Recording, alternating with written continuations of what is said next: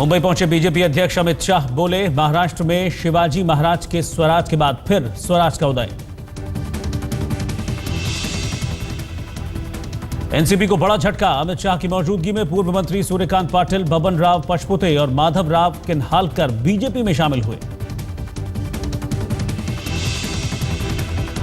इनके साथ पूर्व मुख्यमंत्री और कांग्रेस नेता अशोक चव्हाण के जीजा भास्कर राव पाटिल भी बीजेपी में शामिल हो गए। नांदेड़ के सांसद रह चुके हैं भास्कर राव।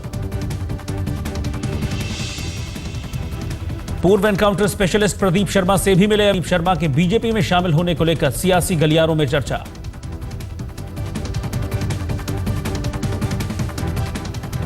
मुंबई दौरे पर गए बीजेपी अध्यक्ष ने किए गणपति के दर्शन, लालबाग के राजा के दरबार में दी हाजिरी।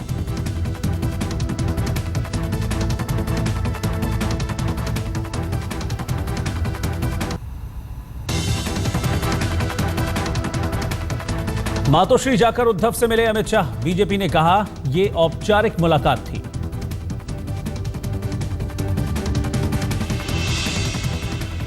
सरकार में आया गठबंधन तो छात्रों को पढ़ाई के लिए बांटे जाएंगे टैबलेट, उद्धव ठाकरे का ऐलान।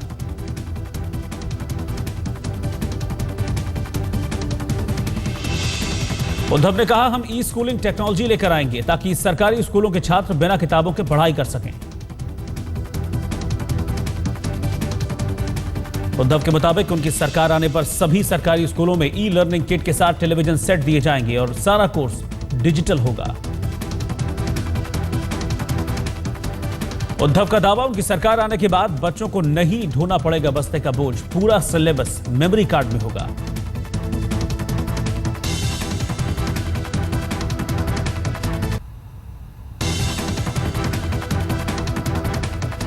मुंबई क्राइम ब्रांच की गिरफ्त में छोटा शकील के 2 शूटर। क्राइम ब्रांच का दावा, गैंगस्टर छोटा राजन के दाहिने हाथ डी के राव की हत्या के लिए छोटा शकील ने भेजे थे शूटर। क्राइम ब्रांच को खबर मिली थी कि तलोजा जेल में बंद केडी राव को सेशन कोर्ट में पेशी के दौरान मारने की योजना है। पुलिस ने दोनों आरोपी शूटरों को वक्त रहते गिरफ्तार कर लिया। दोनों आरोपियों के पास से पुलिस ने हथियार बरामद किए हैं। कोर्ट ने दोनों को 9 सितंबर तक पुलिस कस्टडी में भेज दिया है। इनके निशाने पर छोटा राजन का एक और खास गुर्गा भी था। पुलिस का दावा है कि इनकी गिरफ्तारी से उसने गैंगवॉर को रोका है।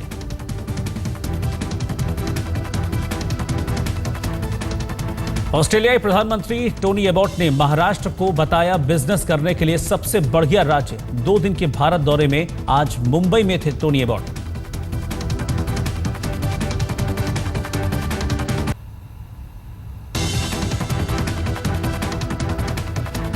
महाराष्ट्र सरकार ने प्रशासनिक और आर्थिक मोर्चे पर तेजी से फैसले लेने के लिए बनाई हाई पावर कमेटी। मुख्यमंत्रियों के नेतृत्व में फैसले लेगी ये कमेटी। महाराष्ट्र के नवनिर्वाचित राज्यपाल CK राव से MNS मुखिया राज ठाकरे ने की मुलाकात। आधे घंटे तक चली बातचीत।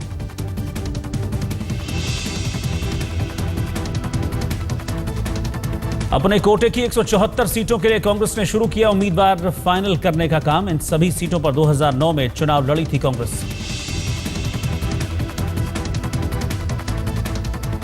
परसों एनसीपी लॉन्च करेगी विधानसभा चुनाव के लिए कैंपेन। मुंबई से शरद पवार के हाथों होगी शुरुआत।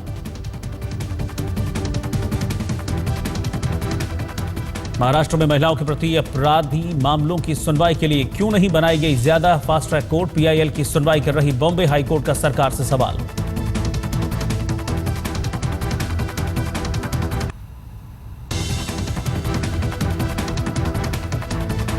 हाईकोर्ट ने कहा इस मुद्दे पर सुप्रीम कोर्ट के निर्देशों का पालन नहीं हुआ है, जबकि केंद्र सरकार ने इसके लिए रिलीज किया अलग से 80 करोड़ का फंड।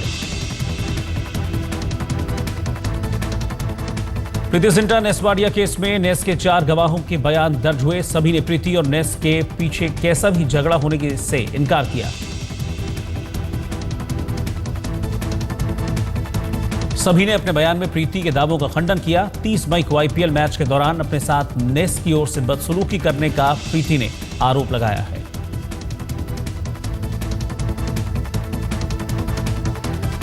शेयर बाजार कई दिनों से लगातार ऊपर जाने का क्रम आज टूट गया है। 54 अंक गिरकर 27,085 पर बंद हुआ सेंसेक्स।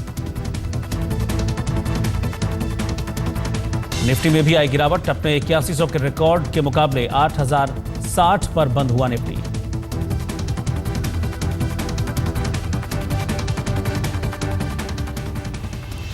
और अब कुछ खबरें विस्तार से। मातोश्री पर शिवसेना अध्यक्ष उद्धव ठाकरे और बीजेपी अध्यक्ष अमित शाह के बीच मुलाकात आज खत्म हुई। दोनों नेताओं की मुलाकात करीब पौन घंटे तक चली। मीटिंग में बीजेपी नेता विनोद तावड़े, बीजेपी के महाराष्ट्र के इंचार्ज राजीव प्रताप रूडी भी मौजूद थे। आज मुंबई आए अमित शाह के कार्यक्रम में पहले मातोश्री जाना तय नहीं था, लेकिन बाद में रात करीब 10 बजे मातोश्री पहुंचे। शिवसेना और बीजेपी के बीच महाराष्ट्र में सीट समझौते को लेकर फांस अटकी हुई है। हालांकि राजीव प्रताप रूडी के मुताबिक उद्धव और अमित शाह के बीच इस मुलाकात में सीट बंटवारे को लेकर कोई चर्चा नहीं हुई है।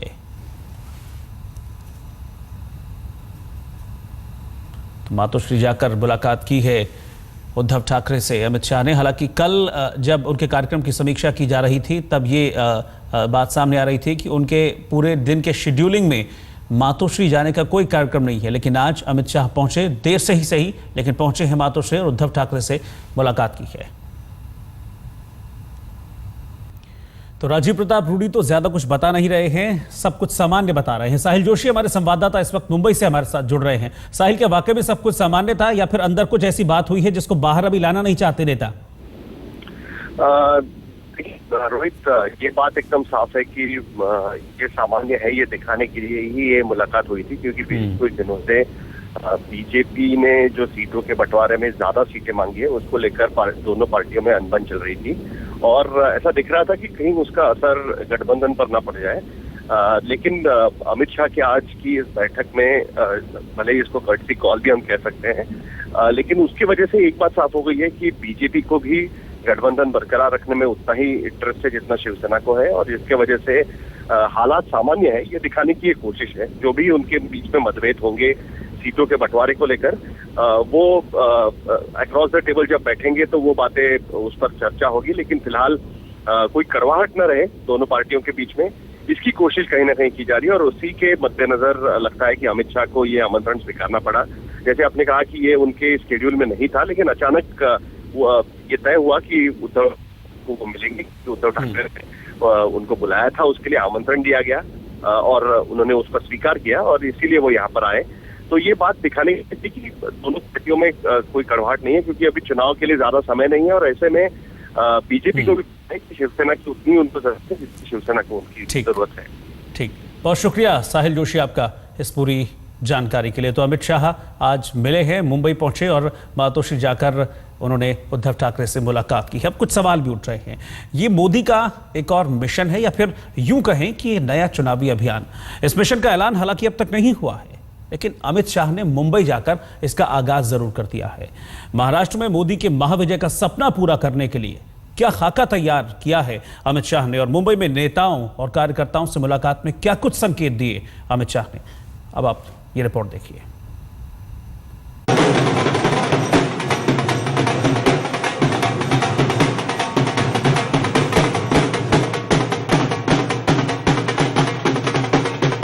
मुंबई एयरपोर्ट पर अमित शाह के शानदार स्वागत के साथ जैसे महाराष्ट्र की सियासी हवा बदल गई। नेताओं कार्यकर्ताओं के बीच हौसलेदार इस्तकबाल के साथ महाराष्ट्र मिशन के संकेत और संदेश दोनों बदल गए। समीकरण तो पहले ही बदले बदले से नजर आ रहे थे महाराष्ट्र में, जब से एक छत्र विजय के साथ नरेंद्र मोदी प्रधानमंत्री और अमित शाह बीजेपी के छत्रप बने हैं। अब तैयारी है नए समीकरणों पर चुनावी लहर बनाने और इस पर गठबंधन की सियासत साधने की। मुंबई पहुंचते ही अमित शाह ने इसकी शुरुआत कर दी। 15 साल से यहाँ पर जो सरकार चली है वो आजादी के देश के इतिहास में कनिष्ठ से कनिष्ठ सरकारों में से सरकार है। ये भ्रष्ट सरकार को उखाड़ फेंकने के लिए महाराष्ट्र की जनता तैयार है और भारतीय जनता पार्टी के कार्यकर्ताओं की मंशा यहाँ पर दिखाई दे पड़ती है। अमित शाह का यह बयान बीजेपी अध्यक्ष के तौर पर सरकार पर सियासी हमले से जोड़कर देखा जा सकता है, मगर इस बयान का सियासी जोर और भी कई इशारे करता है। पहला तो ये कि इस बार महाराष्ट्र चुनाव में कोई कसर नहीं छोड़ने वाली बीजेपी। इसके लिए चुनावी रणनीति से लेकर गठबंधन की राजनीति अभी से ही मांझनी शुरू कर दी है। अब दोनों ही मसलों पर महाराष्ट्र की सियासत में तमाम तरह की अफवाहों का बाजार गर्म था। शिवसेना के साथ गठबंधन के फॉर्मूले पर सवाल और तमाम तरह की अटकलें थी, लेकिन अमित शाह ने मुंबई पहुंचते ही ये साफ कर दिया, शिवसेना उसकी सबसे पुरानी सहयोगी रहेगी और इस चुनाव में भी गठबंधन की सूरत को लेकर किसी के मन में कोई शंका नहीं होनी चाहिए। आशंकाएं एक दिन पहले तक उद्धव ठाकरे से अमित शाह की मुलाकात को लेकर भी थी, मगर मुंबई दौरे के साथ वो भी खत्म हो गई। शिवसेना पक्षप्रमुख माननीय उद्धवजी यांनी भारतीय जनता पक्षाचे राष्ट्रीय अध्यक्ष आदरणीय अमितभाई शाह यांना मातोश्रीवर येण्याचं निमंत्रण काल दिलं होतं। त्या निमंत्रणाचा स्वीकार शुभेच्छा भेटीचा माननीय अमितभाई शाह यांनी स्वीकार केला आहे। देर रात उद्धव ठाकरे से मुलाकात हुई तो सियासत और सीटों के समीकरणों पर बातें भी तमाम हुई। इस पर भी हम रोशनी डालेंगे, मगर उससे पहले चर्चा अमित शाह के नेताओं और कार्यकर्ताओं के जागरण अभियान की। अमित शाह सियासी गहमी शुरू होने से पहले महाराष्ट्र के कद्दावर नेता रहे प्रमोद महाजन और गोपीनाथ मुंडे के घर गए। पूनम महाजन और प्रज्ञा मुंडे से मुलाकात की। इस मुलाकात को व्यक्तिगत शिष्टाचार से जोड़कर देखा जा सकता है, मगर इसके अपने सियासी मायने भी हैं।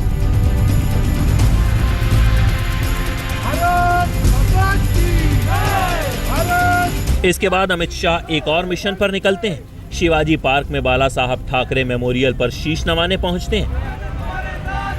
श्रद्धांजलि के साथ गठबंधन की सियासत में बीजेपी की श्रद्धा के संकेत भी साफ कर जाते हैं।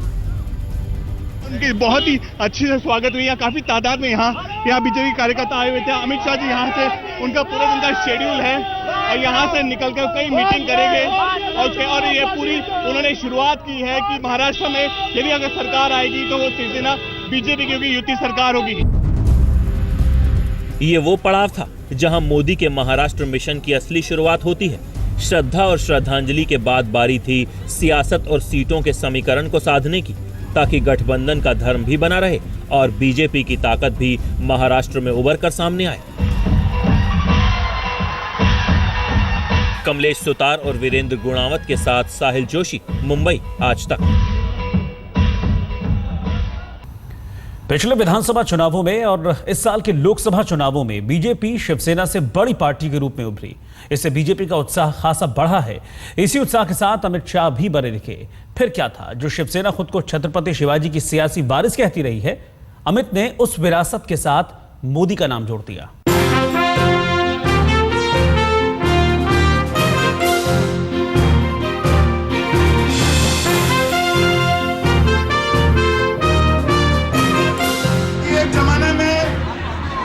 स्वराज की शुरुआत यहां से शिवाजी महाराज ने करी थी और आज कांग्रेस मुक्त भारत के दूसरे अभियान की शुरुआत महाराष्ट्र करने जा रहा है। मुझे विश्वास है कि उत्तर और पूर्व दक्षिण के सभी राज्यों में महाराष्ट्र से ही कांग्रेस मुक्त भारत की शुरुआत होगी और वो तमिलनाडु तक पहुंचेगी।